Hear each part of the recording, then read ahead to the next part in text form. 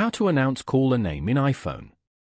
To get started, first of all go ahead and open up the Settings application on your phone. Once you're here, scroll down to the end and tap on Apps. You can view all your phone apps over here. Now, search for or scroll down to find Phone and tap on it. You are now in the Phone Settings page.